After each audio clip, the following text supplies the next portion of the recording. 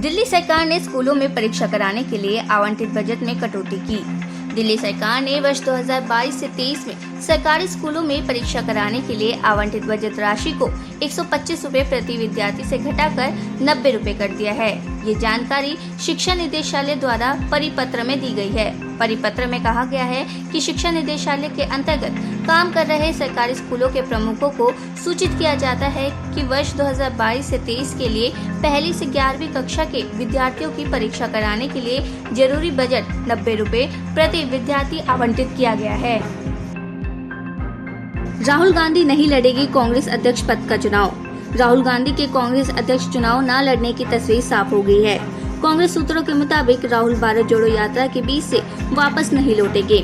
फिलहाल पदयात्रा केरल में है। 23 तारीख को विश्राम होगा और 29 को यात्रा कर्नाटक में प्रवेश करेगी।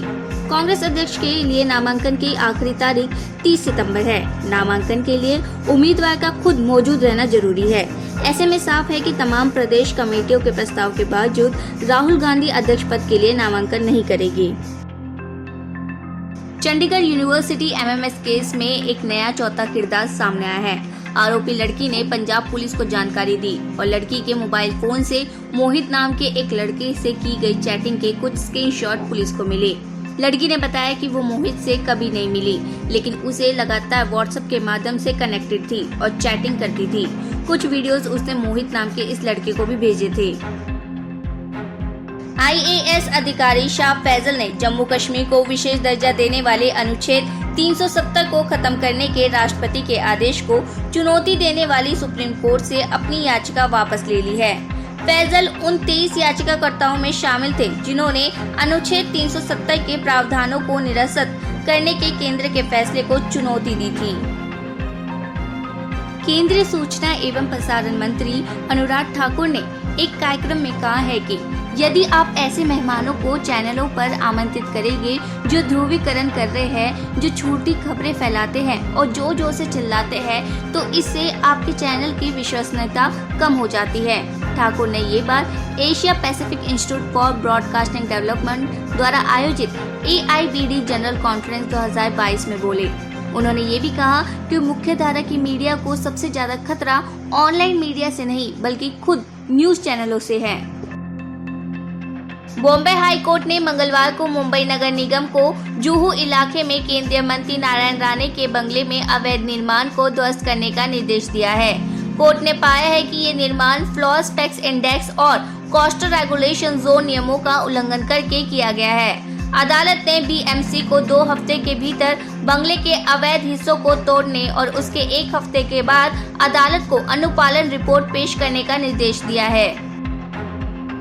गूगल के CEO सुंदर पिचाई ने की भारतीय राजदूत से मुलाकात।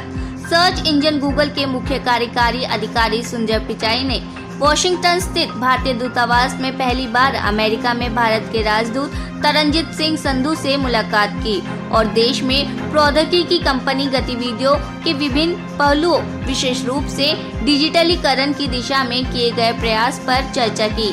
पिचाई ने पिछले सप्ताह भारतीय दूतावास की अपनी यात्रा और बैठक को लेकर बाद में एक ट्वीट में कहा कि इस बातचीत के लिए राजदूत संधू को धन्यवाद। यूक्रेन के अलगावादी क्षेत्रों दोनेत्स्क, लुहांस्क में रूस का हिस्सा बनने के लिए शुक्रवार से मतदान होगा। अलगावादी नेताओं ने कहा है कि वह इस सप्ताह के अंत में क्षेत्रों को रूस का हिस्सा बनने के लिए वोट करने की योजना बना रहे हैं। केजरीवाल के खिलाफ 30 पूर्व IPS अधिकारियों ने राष्ट्रपति को लिखी चिट्ठी। गुजरात दौरे के दौरान दिल्ली के मुख्यमंत्री अरविंद केजरीवाल की ओर से पुलिस के बारे में कहे गए अपशब्दों के खिलाफ देश भर के 30 पूर्व IPS अधिकारियों ने राष्ट्रपति को चिट्ठी लिखी और केजरीवाल के खिलाफ कार्रवाई की मांग की। गुजराती फिल्म छेलो छो ने ऑस्कर 2023 के लिए भारत की ओर से एंट्री मारी है। ये जानकारी गुजरात सरकार की ओर से दी गई है। रक्षा मंत्री राजनाथ सिंह ने मिस्र के रक्षा मंत्री जनरल मोहम्मद जकी के साथ व्यापक चर्चा की तथा भारत और मिस्र ने द्विपक्षीय रक्षा सहयोग को बढ़ाने के लिए एक समझौता ज्ञापन पर हस्ताक्षर किया।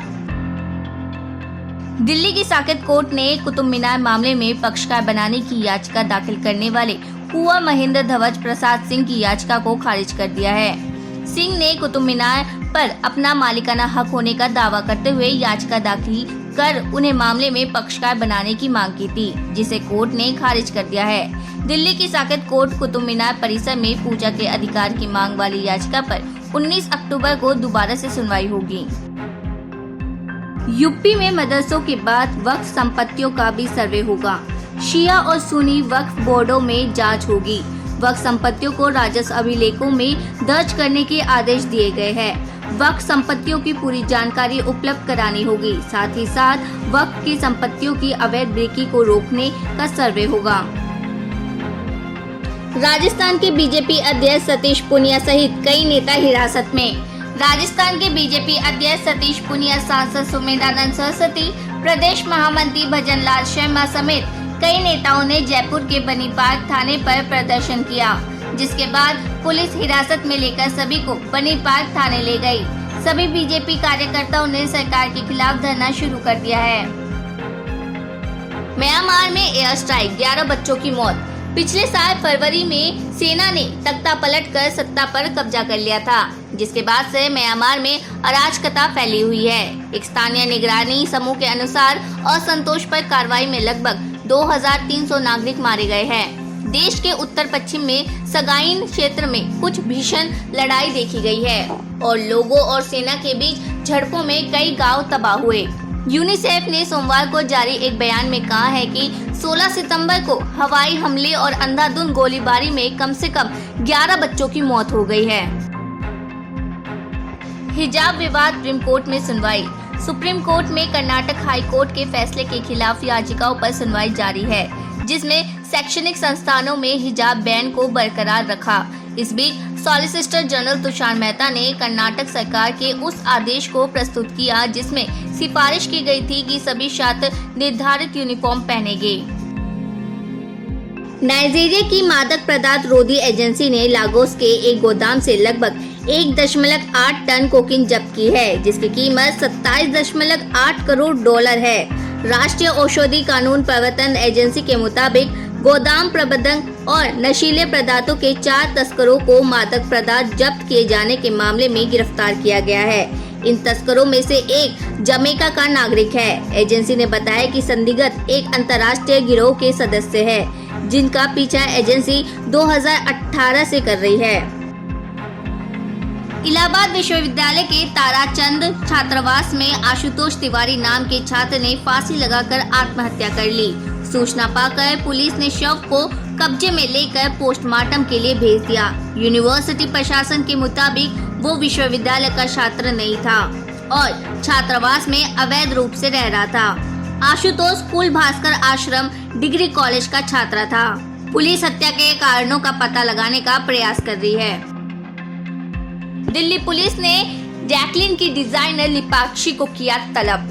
दिल्ली पुलिस ने बॉलीवुड अभिनेत्री जैकलिन की डिजाइनर लिपाक्षी को सुकेश चंद्रशेखर 200 करोड़ घोटाले मामले में पूछताछ के लिए तलब किया। इससे पहले EOW ने कहा कि जैकलिन को भी दोबारा पूछताछ के लिए तलब किया जाएगा।